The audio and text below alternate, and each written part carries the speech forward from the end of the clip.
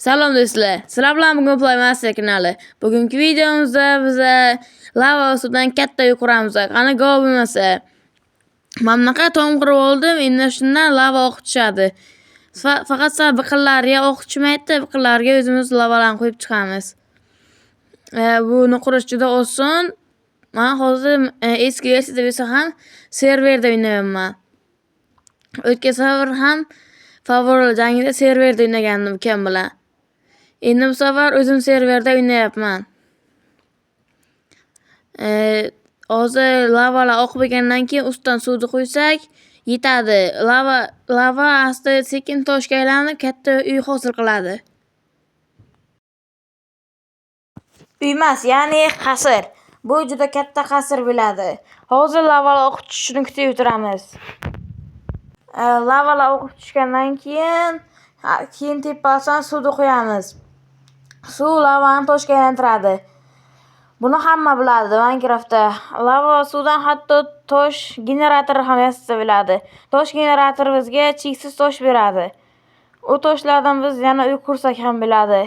Mana uyimizni hamma joyga lava oqib bo'ldi. Endi ustidan suv qo'yamiz.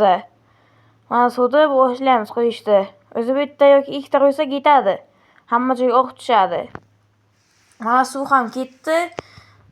Hamma joyga tezlik bilan oqib tushmoqda. Sal qochishlar bor, lekin shunga qaramay biz o'ynaymiz. Hamma joyga oqib tushib bo'ldi. Endi borib suvni yopamiz va uyni quramiz. To'g'ri, bezatamizmi, quramizmi, qilsak qilamiz. Mana endi suvni yopishga o'tamiz. Mana suv yopildi. Endi pastga tushamiz. Hamma joydan asta-sekinlik bilan suv ketmoqda. Tushishga tez tushadi, lekin ketishga juda sekin ketadi. Bu suv lekin qanaqa suvligini bilmayman. Bu bagmi qanaqadir. O'g'lagan paytimiz juda sekin ketadi. Lekin tushishga bo'lsa juda tez. Lavadan ham tez.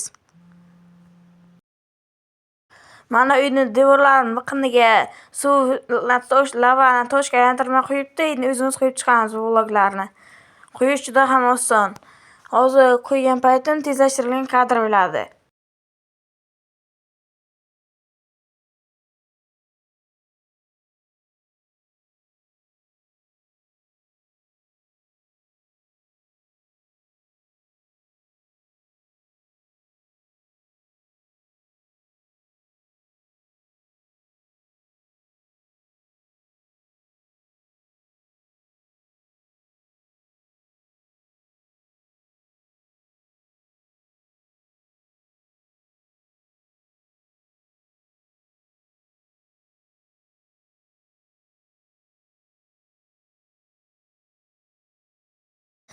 Mana do'stlar, devorlarni ham qurib bo'ldik. Endi uyni biroz yoritib chiqamiz.